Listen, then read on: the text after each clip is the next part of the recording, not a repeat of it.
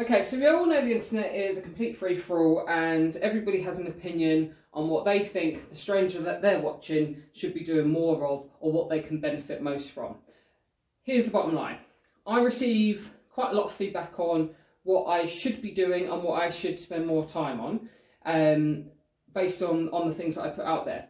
Instagram generally is a highlight reel of life. I put on my best lifts. I don't generally put on my warm-up stuff.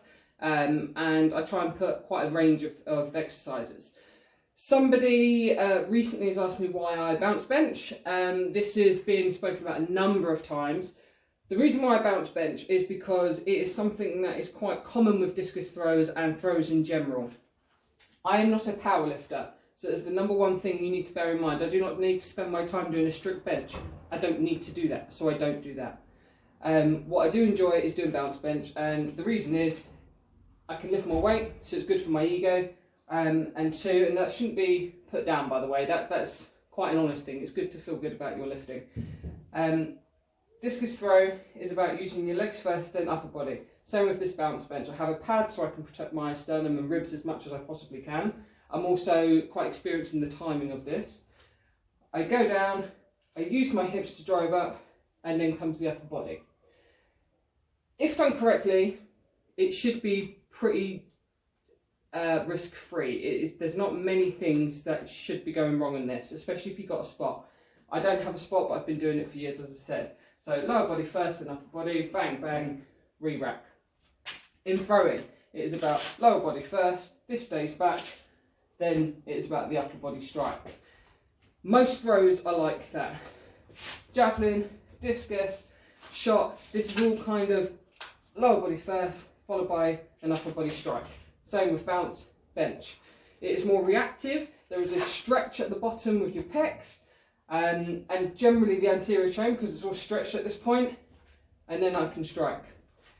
If I spent a lot of time around powerlifters, they would tell me I would get more out of it if I spent a lot more time learning how to bench and squat properly and deadlift. I'm not a powerlifter, and I do not need to spend that much time doing that because I only have this many hours in the day, and I try to be a good all-round athlete, so I need to know how to run and jump and throw and lift. All of those things take a lot of time. I also at some point need to recover, and also I've got normal life like working and parenting and, God forbid, a social life. That doesn't happen often. So if I spend a lot of time around powerlifters, they tell me I should do that. If I spend a lot of time around Olympic lifters, they tell me I should spend more time breaking down my technique and learn how to lift better, or more efficiently, or more powerfully.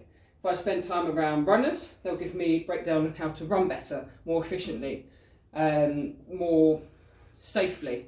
If I spend time around jumpers, they can tell me how to jump better. All of these things, if I spend time around certain people, of course they're biased to that. The bottom line is I'm a thrower, so whichever your event is, spend time practicing that the most. So throwing other implements. Still, as a discus thrower, I can throw heavy implements, so a heavy disc, bowling pin, a ball, a kettlebell, just a pin, a dumbbell, whatever. I can throw that in a discus fashion, either standing throws, full-on throws, side-on throws, South African full turn, half turn.